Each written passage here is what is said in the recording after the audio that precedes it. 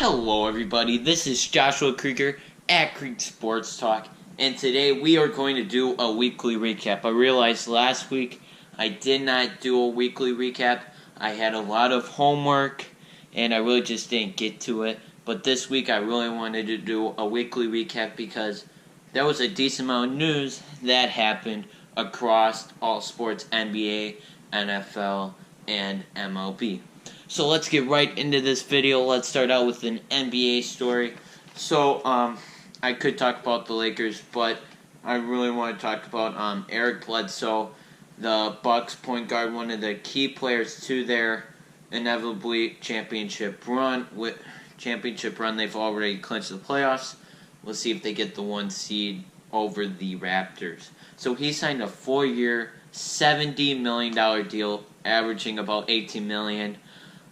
He's averaging 16.6 assists. I watched him play the Lakers.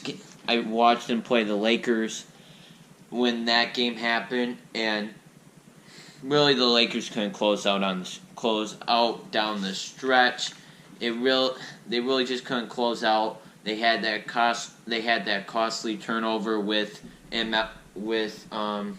minutes left, and Malcolm Brogdon hit a dagger 3. And a 3-point lead for the Bucks turned into 6 points. This team I haven't really watched a ton of Bucks games, but I saw them execute down the stretch, and the Lakers simply did not. So I was going to do a video on that, but that didn't happen on that Bucks-Lakers game. So Bledsoe, very, very good for him. And also, this has implications for what they're going to do in the free agency market. What would happen is they have 5 cap holds: Mirotic, Lopez, Brogdon, Middleton, and then Bledsoe. So if they would have released all of those cap holds, they would have had 50-something million in cap space. Now they signed Eric Bledsoe, so now they're only going to have maybe $30 million if they release all those cap holds. So we'll see what happens following NBA free agency with the Bucks. So that's it really about the Bucks. Now to get into an MLB news, Bryce Harper did sign with the Phillies for 13 years, $330 million, averaging about $25 million a year. Now, really, this makes them my pick for the NFL East. There really isn't a very good team there. Atlanta Braves are in there. And just the other teams, I think, aren't very good. So I feel this is really going to propel the Phillies to win their division and into the playoffs. Really, the Phillies have a good team. Jake Arrieta is a good starting pitcher, and they signed him last year for a $90 million 3-year contract. So he's in the second year of that deal. And then this Aaron Nola, he was their best pitcher this year, even better than Arrieta. So they have a decent starting pitching, and then good starting lineup. James Segura, he was with the Milwaukee Brewers for a while, and he didn't pan out to be what we thought he would be. But he had a good season last year. We'll see what happens with him in Philly. And then Andrew McCutchen also signed with the Phillies. So 2 good signings for them. 2 good people on their starting lineup to add to Bryce Harper on that team. So really, Phillies are a good team. I do have a video that I go more in depth on the Bryce Harper deal and Manny Machado and Nolan Arenado. So if you would like to watch that video, I will put that in the description below right for you. Now, next story coming up here is a football story. Now, Jason Witten, he is leaving Monday Night Football to return to the Cowboys. Now, really, this goes completely against what most broadcasters do. Usually, football players, they go out, they go into retirement, they go in that booth, and that's what they do. They go in the booth. They stay there for 30 years. They're not playing football. It's a lot less hectic. And you get paid good money to be on the booth. And it's pretty much a lifetime appointment, you could say, unless you do bad stuff. Or you're really super duper terrible.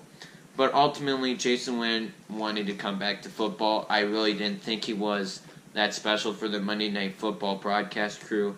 And he got a little bit of criticism for it, so I can see why he would want to return to the NFL. But I'm not sure he's going to like it that much. No, Jason Witten, I think he'll be an okay for the Cowboys. I mean, he's super slow, let's be honest. He's been here he's 37-year-old tight end that didn't start out as an explosive player. And now he's just not explosive at all. His numbers have gone down every year since 2012. And that was the last time he had a 1,000-yard season. But I will say Jason Witten is going to give Dak Prescott a security blanket.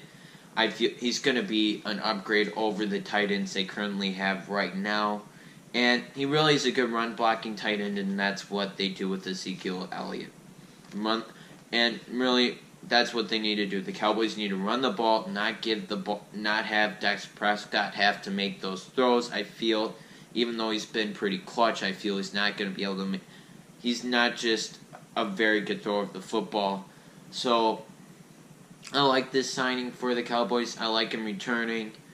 I feel he's going to be an upgrade over what they have now. Their best tight end right now is Blake Jarwin, who only had one explosive game this season against the Giants, which was meaningless. So, that's about Jason Witten. And now, we're getting to an NFL draft story on Kyler Murray. Now, I haven't done a lot of draft videos because I'm waiting for my friend and I. He knows a lot about the draft, so I want to bring him on to my YouTube channel. I just really haven't had a chance to. So, really the big story is Kyler Murray, who everybody said was 5'9". Now he's 5'10", which 5'9", 5'10". That's like 1 inch better. Really, this doesn't change my opinion of Kyler Murray. He's an explosive athlete who has bulked up. He's 205 pounds. But I don't know if he's going to be able to take the punishment of the NFL. You have faster linemen. You're not going to be able to outrun everybody. These linemen are bigger, tougher. They're just not going to be nice to you. I'm not sure if he's going to do well. But I will say, out of the quarterback class right now, even though he's short, he's the second best quarterback. I think Dwayne Haskins is ahead of him. But my friend says Kyler Murray's better. But enough talking about his height. Kyler Murray has good accuracy. He is going to be explosive. He can handle not having a very good offensive line, and he can throw the deep ball. Now, do I think he will go to the Arizona Cardinals? I think it would be a decent fit for him to go to the Arizona Cardinals. They do not have a very good offensive line, and Josh Rosen, he is more of a pocket passer. So I really think Kyler Murray, he's going to be able to outrun. He's going to be able to get out of the pocket. I feel he would be a good signing for them. But I was watching a video talking with the Arizona Cardinals current GM, and he said he really hasn't thought about Kyler Murray. He wants to create an offensive line that he can be able to throw within 2 seconds, get the ball out quick, and if that's what you want, great. That's what Josh Rosen's strength is.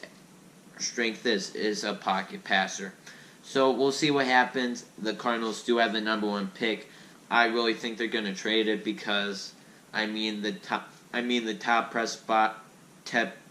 top prospect is Nick Bosa out of Ohio State, who is the best player in this draft, and I really don't think that the Arizona Cardinals need him. They do have an okay defensive line.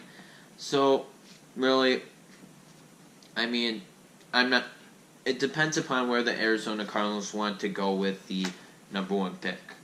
So, just to recap, Eric Bledsoe signed a 4-year, $70 million deal. It's going to impact them what they're going to do in the free agency plans. I thought maybe they'll go out and get a star player besides Eric Bledsoe, but I don't mind them keeping him. He has been a very pivotal part of their their playoff run, and they have the number 1 seed now, so why would you want to get rid of him? Bryce Harper did sign with the Phillies for a 13-year, $330 million deal. I think the Phillies are now the team to beat in the NL East, so we'll see what happens dealing with that. Jason Witten has decided to leave the broadcast booth at Monday Night Football, and he has decided to rejoin the Cowboys. I think he'll be a good signing for them. He's a third down target, good run blocking tight end, and that's what they should do with Ezekiel Elliott. And then Kyler Murray has signed. Kyler Murray is basically, instead of 5'9", he's 5'10". So basically got 1 inch. He has bulked up to 205 pounds. I just don't know how he's going to deal with the NFL, where the people are faster, stronger, and he's not going to be able to outrun everybody on that field.